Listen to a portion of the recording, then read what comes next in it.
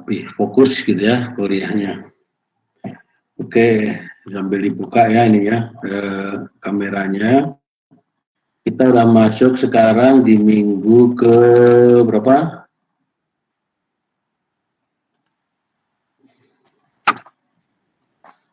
Kita masuk di minggu keempat ya, udah minggu keempat ya. Mana yang buka kalau nggak ada, cuma 2 orang, cuman Galih sama Dandi.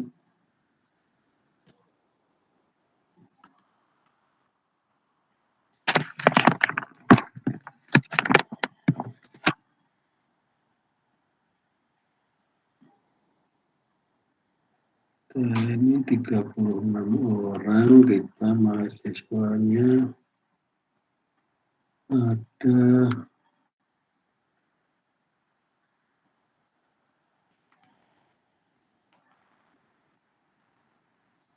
mana kok belum pernah dibuka, masih kosong semua, masih tutup semua.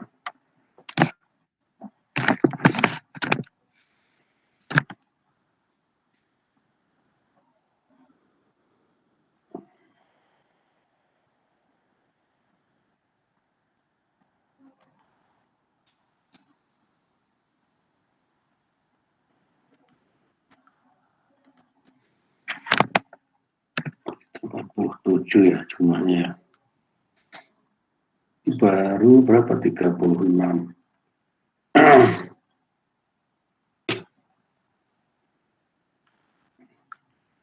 Ya belum ada yang dibuka semua, cuman berapa orang ini yang buka, 3 orang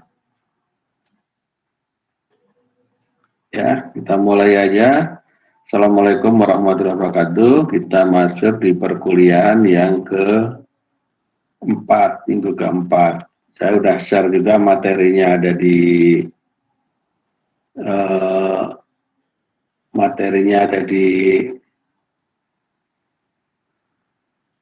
LMS ya. Kita buka ini ya. Oke. Kelihatan ini udah materinya. Kelihatan Pak. Oke ya. Ini juga bisa gede ya, nggak apa, cukup ya, kelihatan cukup dari sini ya. Oke, di minggu keempat ini saya akan menjelaskan tentang aspek pasar ya. Apa itu aspek pasar ya, nanti didengerin ya. Seperti biasa, apa yang saya ajarkan ini nanti Anda harus masuk di dalam kuis ya. Kuisnya itu sebagai absensi ya. Nah kemarin ya kalau walaupun hadir tapi kalau tidak ada ngisi kuis ya Anda hadir Anda sekalian ya gitu ya. Oke ya. Saya akan jelaskan dulu aspek pasar itu akan di dalam bisnis plan yang Anda akan buat itu nanti akan ada item di sana di segmen selain pelanggan juga sebagai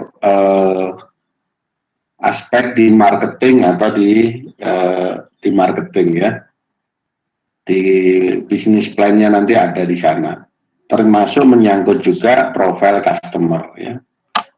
Oke ya.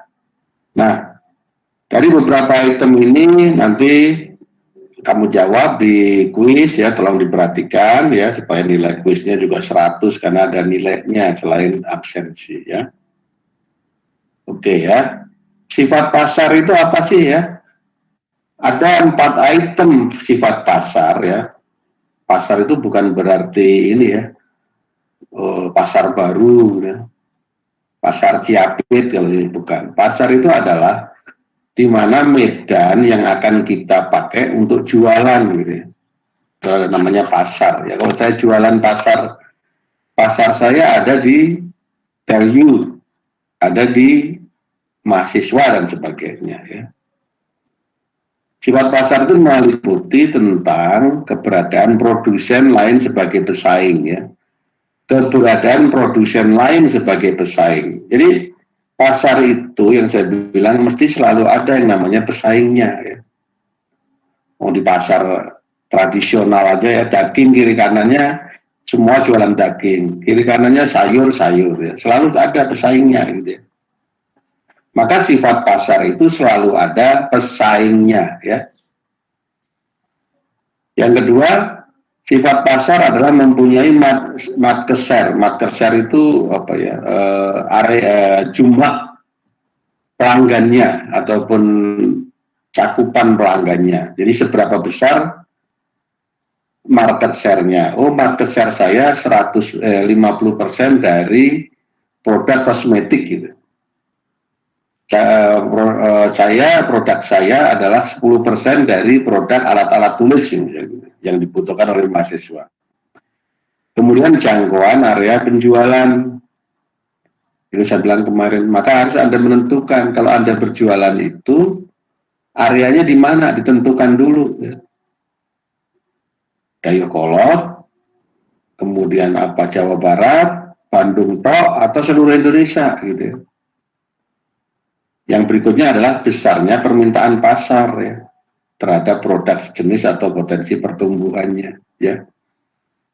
Jadi yang pertama adalah keberadaan produsen pesaing, kemudian market share, kemudian jangkauan, yang berikutnya adalah besarnya permintaan pasar. Sifat pasar ada 4 item itu ya. Dari sifat-sifat pasar ini Anda dapat menentukan strategi pemasaran yang akan Anda terapkan. Anda akan menerapkan strategi apa ya, gitu ya. Nanti akan saya ajarkan strategi marketing itu apa saja gitu. Oke, 4 sifat pasar: produsen, pesaing, market share, jangkauan, dan permintaan pasar ya. Itu kita bicara baru ke sifat pasar. Nah, pasar itu terdiri daripada pelanggan-pelanggan kita ya. Pelanggan-pelanggan kita itu siapa? Ya, pelanggan yang menjadi sasaran produk kita ya. Maka Anda harus mengenal namanya perilaku konsumen ya. Kalau di manajemen, perilaku konsumen ini sudah menjadi satu SKS sendiri, satu mata kuliah sendiri ya. Nah, perilaku konsumen. Jadi harus dikenali benar ya. Maka Anda membuat produk nanti, membuat layanan, membuat bisnis itu harus ya mengetahui kebutuhan konsumennya ya. Apa sih yang disebut perilaku konsumen? Perilaku konsumen adalah proses pengambilan keputusan yang mensyaratkan aktivitas individu untuk mengevaluasi, memperoleh, menggunakan atau mengatur barang dan jasa ya. Jadi perilaku konsumen memperolehnya bagaimana? Cara dia menggunakan bagaimana, cara dia mengatur itu bagaimana, dan sebagainya. Jadi proses ini dapat diamati seperti jumlah uang yang dibelanjakan. Jadi, maka gitu. Itu akan terkait dengan evaluasi Anda. Kalau uang untuk mahasiswa kan Anda ngerti ya. Kalau untuk ibu rumah tangga Anda ngerti. Kira-kira sekian persen, dia akan. Nah, mungkin kalau ke orang itu bapak-bapaknya mungkin dia misalnya rokok, berapa besar dia akan menggunakan konsumsi itu gitu. Walaupun rokok itu dilarang, jangan sekali-sekali merokok ya, di kampus apalagi ya. Karena rokok tidak menyehatkan ya. Anda harus mengetahui berapa jumlah uang yang dibelanjakan oleh konsumen, kapan dia membelanjakan, dengan siapa, oleh siapa, dan sebagainya. Oh, yang belanja itu orang tuanya, yang belanja anaknya, yang belanja suaminya, gitu ya. Di mana membelinya, harus ngerti, nanti akan dijual di mana akhirnya itu. Oh, ternyata, makanya kalau Anda datang di mall itu kan sering gitu, kok dipindah-pindah ya, karena dia memang itu. Oh, bentuknya raknya kemarin begini, dan sebagainya. Karena dia diamati terus perilaku konsumen. Oh, konsumen itu kalau datang yang dicari apa dulu? Oh, yang dicari apa dikasih di depan. Ya. Kalau yang agak kasih di belakang, tapi suatu saat dipindah lagi ke depan dan sebagainya. Ya. Bagaimana barang yang sudah dibeli dikonsumsi, jadi gitu ya. Jadi perilaku konsumen itu bisa diamati dari jumlah uang yang dikeluarkan, kapan, siapa, kenapa ya, di mana membelinya dan sebagainya. Itu yang disebut perilaku konsumen ya. Berikutnya ini ada banyak saya jelaskan di sini teori perilaku konsumen. 4 faktor ya yang mempengaruhi perilaku konsumen terkait dengan pembeliannya. Jadi kalau konsumen itu membeli, perilakunya seperti apa ya? Nah itu selain tadi di atas disebutkan ada siapa, apa dan sebagainya, juga terkait dengan budaya satu, kedua sosial, kemudian pribadi atau personal, yang keempat adalah psikologis ya. 4 item inilah yang akan mempengaruhi perilaku pembelian konsumen ya. Budaya, sosial, pribadi, dan psikologis. Apa itu budaya? Apa itu sosial? Apa itu pribadi? Apa itu psikologis? Nanti saya jelasin satu-satu. Karena apa? Budaya pun ada macam-macamnya ya. Ada kultur ya, budaya, ada subbudayanya, ada namanya kelas sosial. Di sosialnya ada kelompok referensinya, ada keluarga dan sebagainya. Ya. Tapi 4 item besar yang mempengaruhi perilaku pembelian konsumen: budaya, sosial, pribadi, dan psikologis. Nah, apa itu budaya? Yang pertama adalah faktor budaya. Faktor budaya itu akan dipengaruhi oleh kultur ya, juga dipengaruhi oleh subkultur. Berikutnya adalah terkait dengan kelas sosial ya. Kultur itu apa? Kultur itu adalah cara hidup yang dimiliki di daerah tertentu, diwariskan dari generasi ke generasi. Jadi kultur itu udah kayak apa ya? Budaya di satu tempat gitu ya. Misalnya saya contohkan kemarin, orang Jawa itu kulturnya makan nasi. Saya udah sarapan roti 4 juga yang segede-gede bantal ya. Ya saya bilang belum makan ya. Karena kulturnya makan nasi ya. Mungkin berbeda dengan saudara-saudara kita yang kulturnya misalnya di Ambon atau di Irian ya. Makan pokok dia adalah mungkin sagu ya. Ada juga yang jagung dan sebagainya ya. Itu kultur ya. Cara berpakaian, kalau orang di pedalaman ya cara dia berpakaian ya Pak Koteka, kok aneh ya, itu kultur dia gitu ya. Dia menyesuaikan dengan alam. Kalau dia dibawa ke kota mesti akan berbeda gitu ya. Maka Anda pernah ada cerita itu ya. Ada seorang apa ya, orang jualan sepatu datang ke pedalaman Brasil sana ya. Satu bilang, wah gimana kita mau jualan kalau sepatu aja nggak ada. Tapi seorang marketing yang lain bilang, ini kesempatan ya, belum ada sepatu. Jadi cara memandangnya itu berbeda ya. Akhirnya kadang kita berusaha bisa merubah kultur, jadi orang tidak berpakaian bisa berpakaian. Biasa tidak pakai sepatu, pakai sepatu. Itu tergantung dari marketingnya yang mengamati ya. Perilakunya bisa belajar dan sebagainya. Kemudian nilai persepsi, preferensi ya. Itu siapa preferensi? Preferensi itu orang yang memberikan saran ataupun oh itu lo beli itu loh gitu ya. Subkulturnya apa? Sekelompok orang dengan sistem yang sama berdasarkan pengalaman dan situasi hidup. Bertempat tinggal pada suatu daerah, mempunyai cita rasa dan minat etik yang khas gitu. Ya kalau kita misalnya subkulturnya orang Padang sukanya makan rendang ya. Tapi kalau orang Jawa mungkin makannya bukan rendang. Kalau orang Sunda makannya asal lalapan ada gitu ya. Dilepas kasih sambal udah. Lalapan nyari sendiri gitu. Ya. Bisa juga termasuk dari kelompok keagamaan ya. Cara berpakaian ya, subkulturnya. Orang muslim cara berpakaian adalah memakai, kalau cewek memakai hijab ya. Kalau laki-laki mungkin memakai sarung ya, atau peci dan sebagainya. Itu kelompok keagamaan, subkulturnya ya. Ya juga ke geografis ya. Subkultur geografis. Misalnya Anda berjualan es di Bandung ya. mungkin tidak kurang laku dibandingkan Anda berjualan es di Surabaya. Ya. Karena apa? Kondisi geografisnya di sana adalah panas gitu. Ya. Karena dipengaruhi daripada geografisnya. Ya.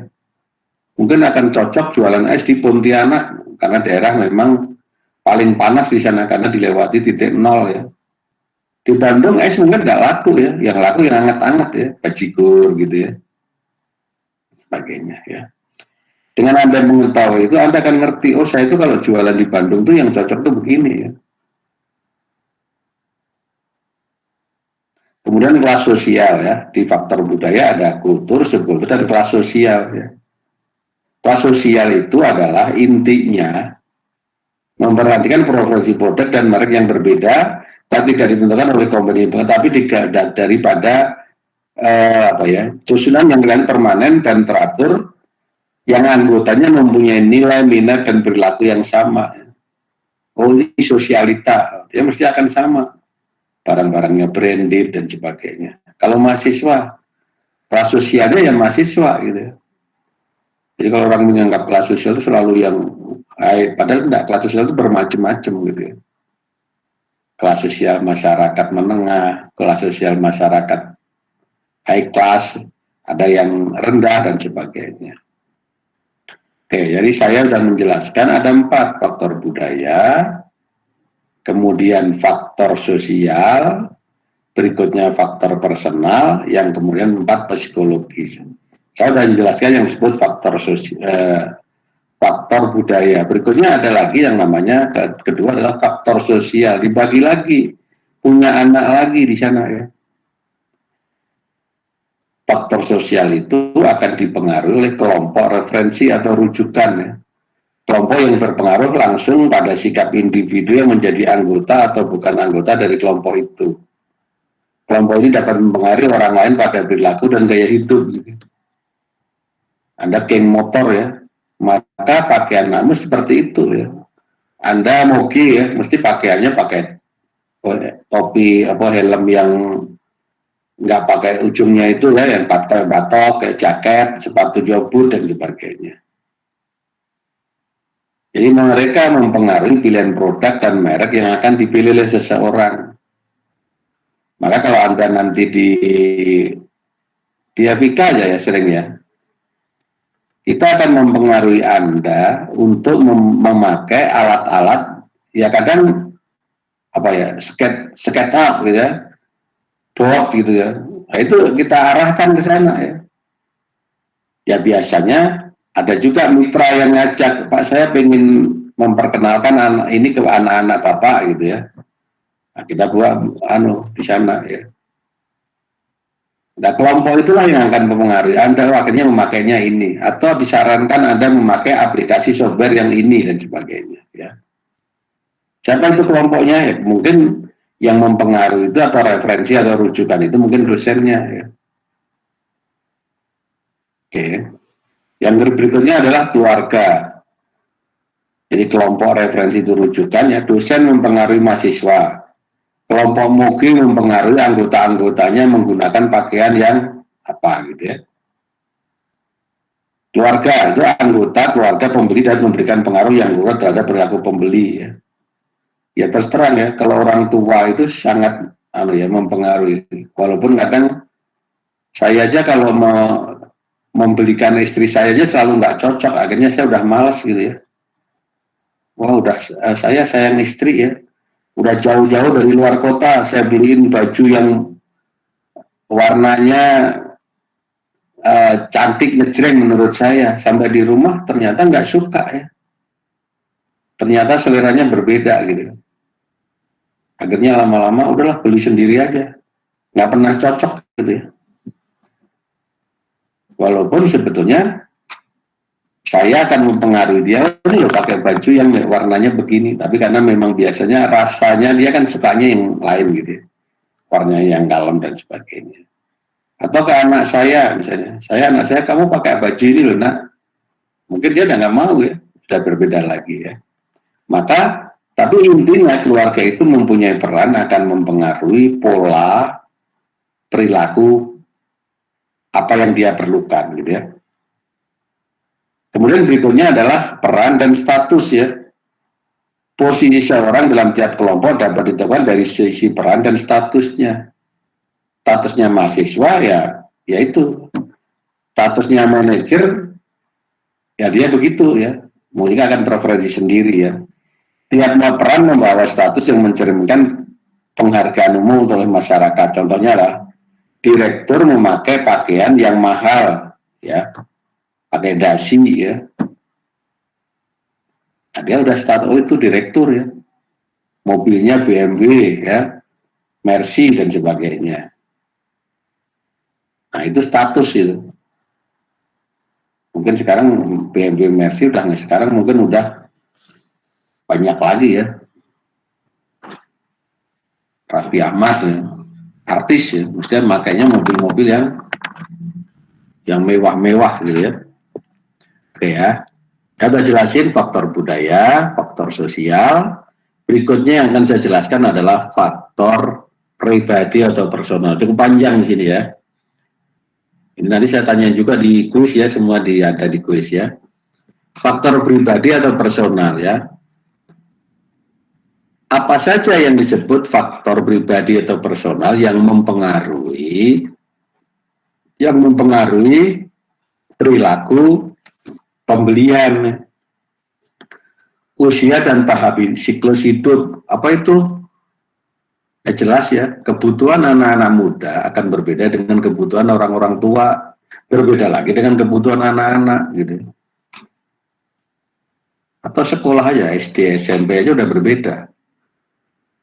Maka kalau nanti membuat produk, oh saya itu produknya untuk usia berapa, kan ada di sana, kemarin saya jelasin ya. Sasaran produkmu untuk siapa sih?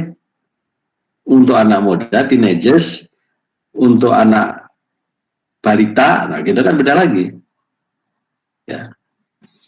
Ya, kebutuhan dan selera seorang akan berubah sesuai dengan usia. Ya kalau misalnya dulu saya sukanya mungkin motor-motor yang antik gitu ya, atau motor-motor yang kencang lah gitu ya. Tapi sekarang kan enggak, yang penting motor bisa jalan, tidak rusak-rusak kan, udah enggak lagi, tidak gaya-gaya lagi gitu. Kalau beli mobil ya mobil yang pokoknya tidak rusak-rusak ya, udah pusing kalau ini ya. Mudah perawatan dan sebagainya ya. Kemudian pembelian dibentuk oleh tahap siklus hidup keluarga. Pekerjaan ya. Jadi faktor personal itu salah satunya juga pekerjaan. Pekerjaan seorang mempengaruhi apa yang dibelinya. Ya nggak mungkin misalnya saya seorang dosen ya, tapi pekerjaan saya belinya cuma alat-alat rumah tangga terus atau alat-alat bangunan. Ya yang saya beli mesti apa? Ya komputer yang bagus ya. Apa itu pointer gitu-gitu ya. Spidol lah itu kan gitu kan. Berbeda kalau pekerjaannya seorang arsitektur gitu. Maka yang dipilih kan meja-meja gambar ya, aplikasi software yang paling canggih dan sebagainya. Pekerjaannya apalagi ya. Jadi pekerjaan itu akan mempengaruhi daya belinya. Jadi identifikasi orang yang memiliki jenis pekerjaan mempunyai minat terhadap produk yang dipasarkan. Jadi itu diperhatikan. Jadi maka pada saat menentukan produkmu itu akan dilakukan, akan dijual untuk pasar siapa ya. Kondisi ekonomi ya, kondisi ekonomi mempengaruhi perilaku dan membeli suatu barang. Orang yang menghasilkan penghasilan yang kurang berbeda dengan orang yang memiliki penghasilan tinggi gitu.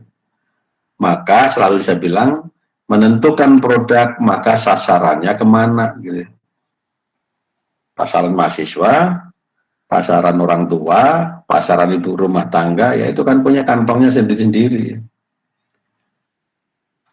Kalau pekerja ya dia mungkin punya duit sendiri. Kalau mahasiswa duitnya masih minta orang tua ya, kamu boros lagi misalnya gitu ya. Sisa uangnya nggak pernah ada ya.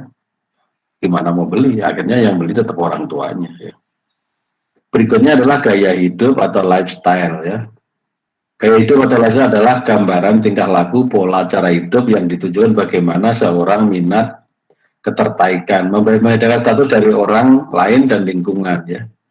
gaya hidupnya selebriti berbeda dengan gaya hidupnya orang biasa dan sebagainya.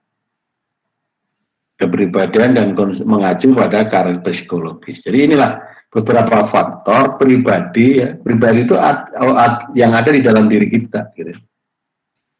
Ada usia, pekerjaan, ekonomi, gaya hidup, dan kepribadian. Yang terakhir adalah faktor psikologis. Jadi ada budaya, pertama kali tadi ya. Yang kedua adalah sosial, yang ketiga adalah pribadi atau personal, yang keempat adalah faktor psikologis. Apa sih psikologis itu? Psikologi adalah motivasi. Motivasi adalah dorongan diri ya, menggerakkan, membangkitkan, mempertahankan. Persepsi adalah suatu seorang dalam memberikan kesan. Jadi persepsi kita terhadap suatu barang kan berbeda. Menurut saya itu bagus, tapi menurut orang lain belum tentu bagus. Ya. Seperti saya contohkan gambar ya, kalau saya itu persepsi gambar saya itu kalau gambarnya cantik, warnanya bagus-bagus, itu bagus. Tapi seorang seniman, gambar itu yang bagus adalah tekanan gambarnya itu, apa ya, coretannya ini dan sebagainya. Makanya kalau kamu itu dinilai oleh, Anda masuk di mana tuh, di TELU atau di FIK itu selalu dibuat namanya persepsi ya. Anda suruh gambar, itu udah ngerti. Kalau yang uji itu ngerti ya. Oh ini gambarnya ini, anak ini ngerti gitu. Kalau yang nggak ngerti, gambar satu garis di stick lagi. Gambar harus stick lagi, itu bukan orang gambar ya. Kalau yang gambar itu sekali coret, dia udah jadi gitu ya. Kalau nggak ada, dia tambahi apa lagi ya. Nah itu. Coretan tekananmu itu udah diketahui oleh dosen-dosen gitu ya. Oh ini ngerti anak ini. Oh anak ini paham. Anak ini apa ya, minatnya ada di desain dan sebagainya.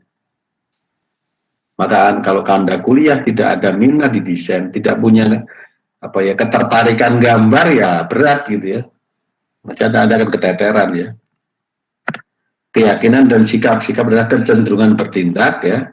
Sikap untuk berperilaku dengan cara tertentu terhadap objek atau sikap ya. Nah, tadi 4 item besar yang sudah saya jelasin adalah, satu adalah budaya, 2 sosial, 3 personal atau pribadi, keempat adalah psikologis ya. Oke.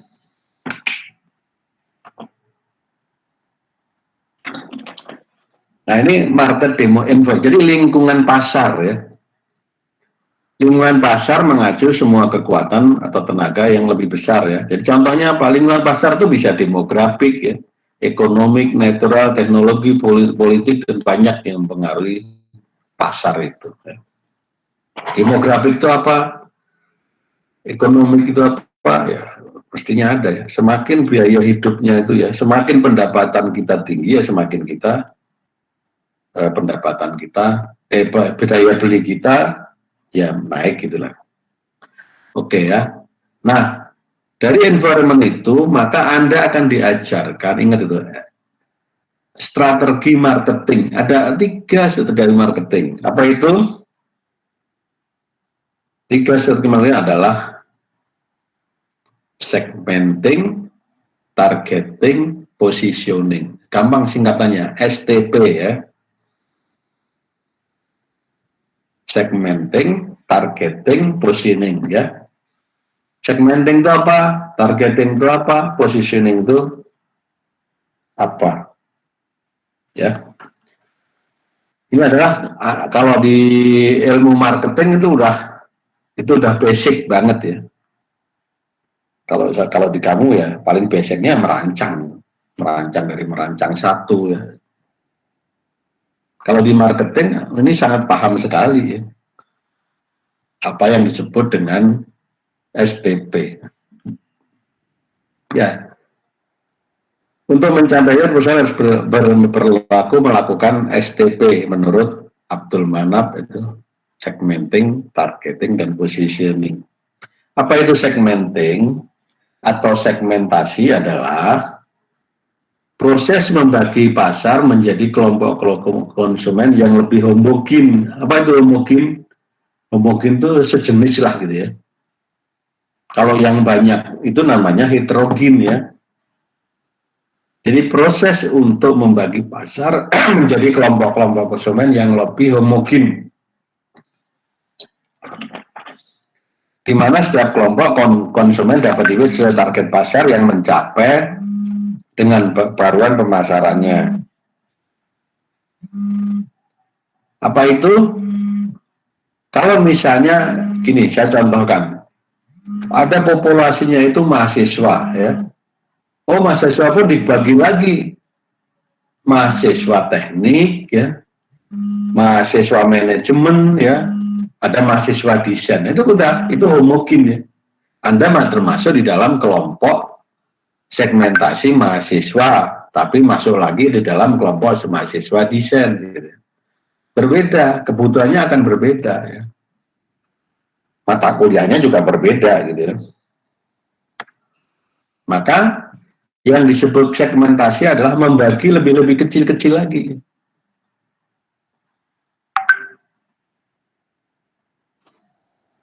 Oke.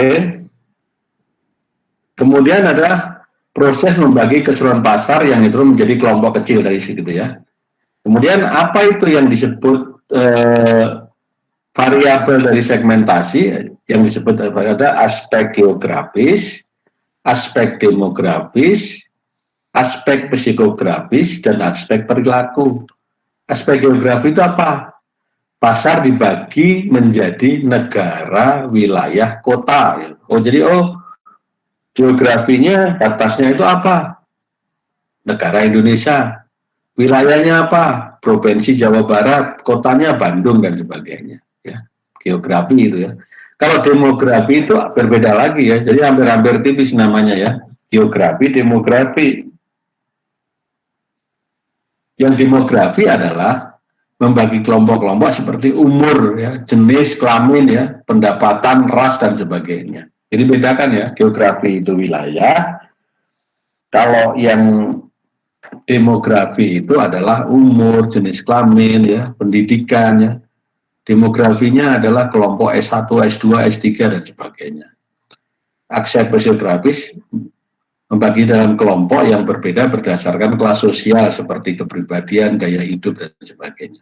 Aspek perilaku ya, Anda akan membagikan dalam segmen-segmen berdasarkan pada tingkah laku konsumen, perasaan ya, cara menggunakan produk dan sebagainya.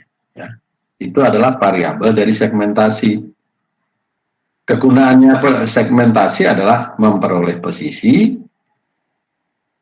Jadi memperoleh posisi bersaing, kedua lebih mengefektifkan posisi, memisahkan dua posisi atau lebih, mengidentifikasi gap. Ada 4 item kegunaan segmentasi pasar. Itu baru S ya. Kita akan kenal tiga item, STP ya, segmenting, targeting ya. Yang berikutnya adalah positioning. Apa itu targeting ya?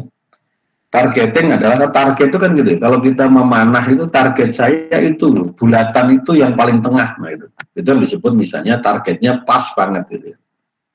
Nah pada saat Anda membidik target itu mesti akan membangun suatu produk itu seperti apa ya. Targeting merupakan tindakan menilai ketertarikan dan minat beragam segmen, kemudian meneruskan mana yang Anda targetnya. Ada pembagian ada 3 ya, nanti akan ada pertanyaan juga di sana. Target dibagi 3 itu undifferentiated marketing. Itu tidak ya. Undifferentiated adalah tidak membeda-bedakan segmen. Jadi akhirnya dia menjangkau seluruh segmen ya. Berikutnya adalah differentiated. Kalau differentiated adalah membagi segmen-segmen. Berikutnya adalah concentrated marketing. Jadi lebih satu segmen ya. Yang pertama tidak dibagi ya, hampir seluruh diambil, kemudian didiferensiasi, berikutnya adalah dikonsentrasikan. Ya tadi saya bilang. Pokoknya seluruh mahasiswa seluruh dunia. Nah, tapi ada lagi yang berikutnya adalah dibagi lagi. Segmen mahasiswa manajemen gitu ya. Itu baru didiferensiasi. Bagi lagi manajemen di sana. Kemudian dikonsentrasikan lagi. Mahasiswa misalnya mahasiswa desain tapi lebih kepada mahasiswa desain interior gitu, atau kepada dosen fashion gitu, yang terkait dengan fashion dan sebagainya. Itu targeting. Nah, berikutnya adalah positioning ya. Maksud dari positioning yaitu suatu langkah dalam memperkenalkan produk, menciptakan kesan tertentu di benaknya. Jadi positioning itu menanamkan apa ya, sesuatu di benak pelanggan itu bagus gitu. Itu indah dan sebagainya. Jadi dia selalu terpikir kalau itu bagus. Jadi benaknya itu kalau saya beli produknya misalnya ya Unilever, selalu dia bilang itu mesti bagus, qualified gitu. Kalau saya beli tas Hermes ya, itu udah mesti bagus gitu ya. Itu namanya mempositioning yang ada di otaknya pelanggan gitu ya. Itu positioning, oke? Saya ada jalanin strategi segmenting, targeting, dan positioning ya. Panjang di sini, panjang banget ya ceritanya. Positioning Anda bisa baca nanti ya. Yang berikutnya adalah diferensiasi ya. Apa itu diferensiasi? Adalah menciptakan perbedaan yang berarti untuk membedakan tawaran perusahaan dan yang dengan pesaing. Maka yang selalu saya bilang, membuat produk itu harus berbeda dari yang lain. Kan udah saya contohkan kemarin ya. Wah, Anda udah kepikir ya, kan ini udah banyak masuk ini ya, yang udah buat yang dari tugas kemarin ya, kelompok 1 buat apa, udah ada ya. Tapi nanti akan ditanya, Anda bedanya dengan produk-produk itu apa gitu ya. Maka Anda harus membuat suatu diferensiasi ya. Itu penting ya. Tapi kalau Anda tidak beda dengan sama dengan yang lain dan harganya lebih mahal, nggak akan laku Anda itu. Maka Anda harus membuat namanya diferensiasi. Ya. Diferensiasi dilakukan dalam proses positioning ya. Makanya di sini tadi, di dalam proses diferensiasi itu ada di bawahnya proses positioning. Ya. Walaupun tadi di dalam segmenting dan targeting juga ada juga yang namanya positioning ya. Oke ya, banyak juga ya itu ya. Oke ya. Nah, itu pengetahuan sedikit ya. Jadi memang di dalam, kenapa sih kok diajarin ini ya? Minimal Anda itu tahu gitu ya. Walaupun kulit-kulitnya ya. Jadi tidak, pelajaranmu itu tidak hanya yang namanya menggambar, tidak hanya mendesain, tidak hanya merancang ya. Maka Anda dikomplit, karena supaya apa? Pada saat Anda keluar itu, Anda ngerti. Nanti Anda diajarkan juga di dalam kewirausahaan itu bagaimana Anda menghitung produk Anda gitu ya. Berapa biayanya, berapa harganya nanti kita jual gitu ya. Ya harus ngerti cost produk, ada sedikit nanti keuangan ya walaupun kecil-kecil ya. STP itu adalah ilmunya orang marketing ya. Strategik marketing ya itu mesti kenal segmenting, targeting, dan positioning ya. Ya sampai di anu lah ya. Nah, dari sekian item besar tadi ya, strategi positioning itu banyak ya, tapi Anda mungkin tidak perlu sampai di sini ya, tapi Anda untuk pengetahuan ya, bisa penentuan posisi atribut, manfaat, pemakai, pesaing, dan sebagainya. Saya juga sudah memberikan di sana di LMS ya, untuk dibaca-baca itu di situ ya. Kalau Anda buka yang di HSP itu sama menjelaskan semua ini ya. Kalau kurang paham, oh kok kurang ini, buka satu-satu. Di situ ada penjelasan juga ya. Ya, ada dijelaskan apa satu-satu dan sebagainya. Untuk pengetahuan, karena itu ya, kadang begini ya anak-anakku ya, sekolah itu hanya tempat untuk belajar. Prakteknya ada di mana? Setelah Anda lulus ya. Jadi setelah Anda lulus itu Anda sudah punya bekal gitu ya. Ada bekal yang sudah kamu punyai gitu. Ya karena kita sering ditanya, anak-anak itu nggak punya strategi marketing Pak. Ya, itu dari mana? Dari industri ya, dia menjelaskan, sering kita undang ya. Apa sih ininya kelemahan anak-anak lulusan kita? Yang pertama itu apa? Bahasa Inggrisnya kurang, gitu ya. Itu udah. Makanya Anda sebelum lulus itu Anda harus 450 ya. Tapi ya itu kebiasaan kamu itu ya. Baru 450 itu pada dicari pada saat Anda lagi mau TA. Udah pusing, itu banyak ini lagi sekarang di TA ya. Belum sampai 450 ya. Carilah sekarang, jangan nanti ya. Karena itu kan berlaku 2 tahun ya. Cari sekarang 450, cari TAK ya. Sekarang TAK baru harus 60 baru dapat 5. Aduh, udah pusing itu. Mau nyari kemana waktunya udah nggak ada ya. Nah, carilah sekarang mumpung masih semester berapa 4 ya sekarang ya, 4 atau 5 ya. Nah, itu ya. Jadi jangan nyari pas udah TA. Itu sekarang ini banyak ini udah pada pusing nggak ditolak nggak bisa karena IPRT-nya belum 450 ya. Besok kamu libur kan, cari itu namanya IPRT. Kemudian apa lagi? Yang TAK ya, jangan nyari di pas ini. Ya, oke. Berikutnya, nah, karena Anda sebagai pengusaha pemula, saya asumsikan pemula ya, Anda baru belajar jadi pengusaha. Tapi saya yakin Anda punya produk ya, untuk Anda punya bakat untuk menjadi seorang pengusaha, apapun lah ya, mau pengusaha mebel, mau pengusaha desain dan sebagainya. Maka mencari informasi untuk mengenai informasi dari rekan supervisi atau rekan usaha. Ikut dosennya ya. Ada asosiasi desain interior ADGI ada itu ya. Ada asosiasi apa ikut di situ ya. Ya walaupun sekarang saya banyak ngikut jadi apa ya pendamping dosen ya nggak apa-apa. Kunjungan langsung bisa dilakukan ya. Informasi dari lembaga instansi percobaan usaha dalam skala kecil untuk mengetahui potensi pasar. Nah, kita di sini nih ya. Kamu diajarkan berusaha, percobaan usaha dalam skala kecil, ya. Membuat namanya bisnis plan, itulah. Baca juga kerja makan dan sebagainya. Ya. Nah itu.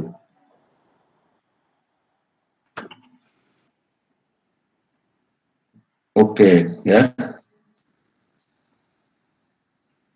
Itulah item-item yang sebetulnya masih sifatnya teori ya. Pembekalan apa? Karena di dalam kewirausahaan itu Anda punya namanya 6 section ya. Maka akan diajarkan dulu sampai Anda nanti saya pandu untuk membuat yang namanya bisnis plan. Ya itu tadi.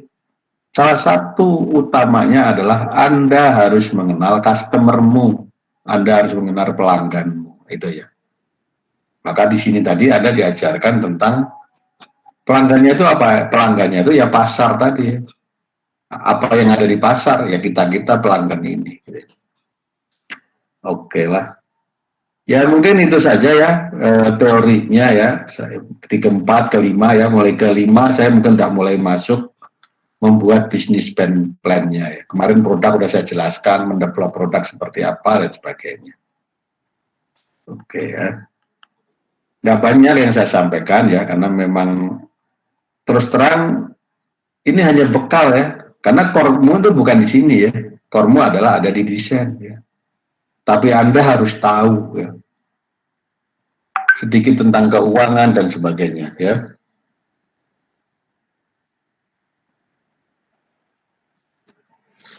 Oke, saya kira itu penjelasan saya. Mungkin ada pertanyaan.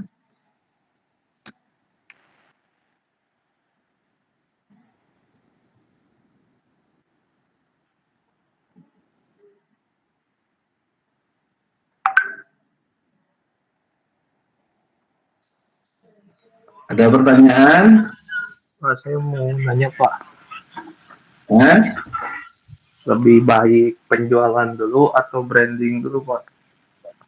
Nah, Ya branding itu terkait, ya Anda membranding pun harus melakukan namanya survei ya. Nah, yang terkait dengan Anda kebanyakan adalah branding ya nanti ya. Nanti saya ajarin juga branding.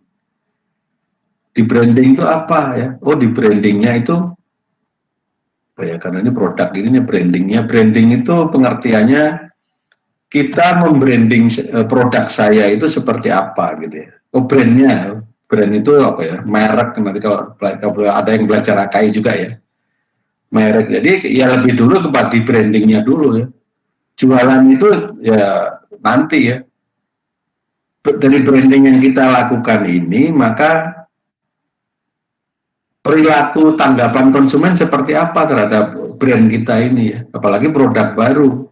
Membranding itu nggak gampang gitu ya. Ya, jadi duluan namanya brandingnya daripada apa tadi yang kamu tanyakan Penjualan. penjualan ya. Ya itu kan branding itu diproses pada proses pembentukan produk ya. Nah, nanti ya. Jadi produk ini akan saya posisikan mana, brand apa gitu ya. Brandingnya kelompok apa gitu ya. Kelompok furniture ya, dan sebagainya. Ya, duluan brandingnya ya, Ahmad Jagi ya. Oke, siapa? Makasih. Oke ya. Oke, kalau nggak ada, saya ingatkan lagi ya, absenmu itu ada di kuis ya. Itu banyak yang bilang, Pak saya kemarin hadir, tapi kenapa lah? Kalau kamu nggak ngisi kuis, ya kamu nggak hadir gitu ya. Ya karena nggak absen satu-satu. Jadi manfaat kuis ini adalah memang kewajiban dari sekolah online itu harus ada kuis ya. Untuk mengukur seberapa besar Anda memperhatikan apa yang diajarkan dosen ya. Nah, kuisnya agak banyak ini sekarang ya. Anda buka-buka dulu ya. Nanti saya buka sampai jam berapa ini ya? Sampai akhir kuliah lah masih Anda bisa buka 1 jam lagi ya. Ini masih 1 jam lagi ya. Anda masih bisa pelajari. Habis itu cuma 10 menit lah paling lama ngisi kuis itu ya. 5 menit kadang cuma selesai. Asal Anda udah tahu cek aja. Ya. Tapi jangan asal isi ya. Karena itu dinilai juga ya. Bobotnya besar. Nanti saya kumpulin nilai kuismu itu bisa misalnya syukur dapat 10 terus kamu dapat 100 itu. Bobot misalnya 10 ya. 10% kamu dapat 100 ya. Oke ya, agak pusing dikit nggak apa-apa. Karena ini memang bukan kormu. Tapi kita hanya menanamkan pengertian kepada Anda. Supaya Anda lengkap lah pengilmunya itu. Sekolah 4 tahun cuma jangan belajar cuma desain terus ya. Sebagainya. Oke ya, kalau nggak ada pertanyaan, Anda nanti masuk ke LMS ya, tolong dicek udah kebuka belum ya, saya kadang lupa ya. Anda bisa buka-buka dari presentasinya dulu, habis itu baru Anda isi kuisnya. Oke ya, 1 jam untuk ngisi kuis, 1 jam untuk penjelasan ya, berikutnya Anda bisa diskusi ya. Oke, kalau nggak ada, saya akhiri. Wassalamualaikum warahmatullahi wabarakatuh. Waalaikumsalam. Waalaikumsalam. Terima kasih Pak. Ya, pusing dikit nggak apa-apa ya, nggak apa-apa. Oke ya.